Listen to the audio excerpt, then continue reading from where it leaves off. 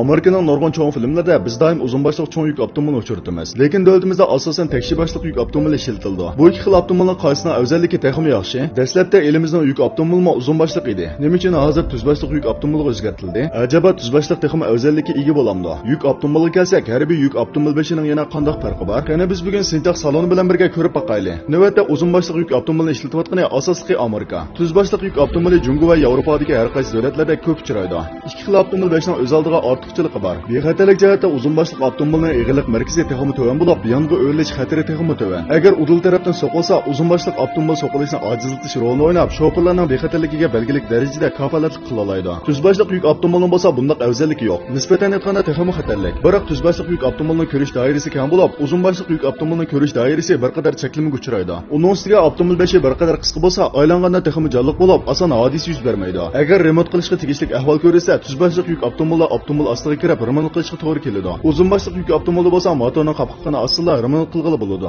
Texmi qulaylik. Ozodalik darajasi jihatda Amerikaning yeri keng. Odami shala. Temir yo'ldan qoplanishi yetarli bo'lmag'achqa, yuk avtomobil asosiy transport xizmatini ustiga olgan. Shunga yuk avtomobil shoferlarmi yuqori maoshli kasbga aylangan. Avtomobilning ozodaligiga qo'yilgan talabmi texmi yuqori. Uzun boshliq yuk avtomobilining kabinkasi bilan motorning o'rni bir qadar yiroq. Uzun yo'l yurish jarayonida motorning issiqlik miqdori shavqin paydo qilish qatorliqlarni kabinkaga ko'rsatgan ta'sirimi bir qadar kichik. Ozodalik darajasi texmi yuqori. Iqtisodiy unum jihatda uzun boshliq yuk avtomobili suyur shaklli loyihada. Uchraydigan havoning qarshilik kuchi texmi kichik. Moy sarfiyatimi munosib holda texmi kichik bo'ladi. Ammo tuz boshliq yuk avtomobilining yuk qachirish miqdori texmi yuqori bo'lib, o'xshash darajadagi uzun boshliq yuk avtomobilining uzunligi bir qadar uzun bo'lg'achqa, nurg'un bo'shliq isrof bo'ladi. Yuk qachirish miqdori tuz boshliq yuk avtomobilining 80% ga to'g'ri keladi. Umumlashtirganda uzun boshliq yuk avtomobilining haydovchiga berilgan ta'siri texmi yaxshi. Tuz boshliq yuk avtomobilining iqtisodiy unumi texmi yuqori. Dastlabda davlatimizning yuk avtomobilmi uzun boshliq edi. Lekin nima uchun hozir tuz boshliq yuk avtomobiliga o'zgartirildi? Buni Jungoning yo'l muhiti va transport besimi belgilagan. Davlatimizning jug'rofiyalik ahvoli bir qadar murakkab. Uzun boshliq yuk avtomobilining ko'rish doirasi cheklangan uchraydi.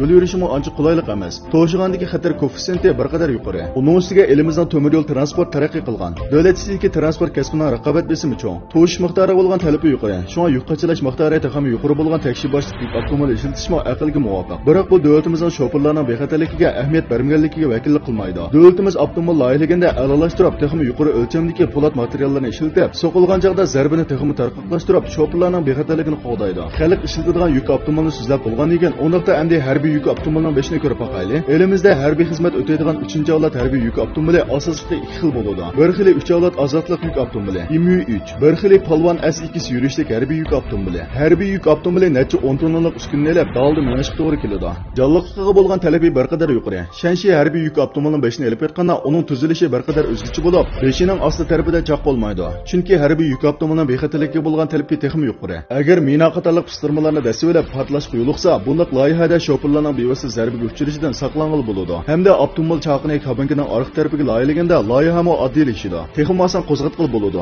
Salonning bo'san mazmuni mushabaha qasdi. Agar sinchoq salonning mazmunlarini yoqtirsangiz, ham sinchoq salonning taraqqiyotini qo'llasangiz, bu mazmunni texmi ko'p odam ko'ralishi uchun yulduz belgisini besib qo'ying. Dunyodagi ajoyib g'aroyibotlar. Siz tug'ilishdan burungi dunyo tarixi. Siz bilmoqchi bo'lgan sirlarning jamgohi. Sinchoq saloni. Hurmatli ko'rurman.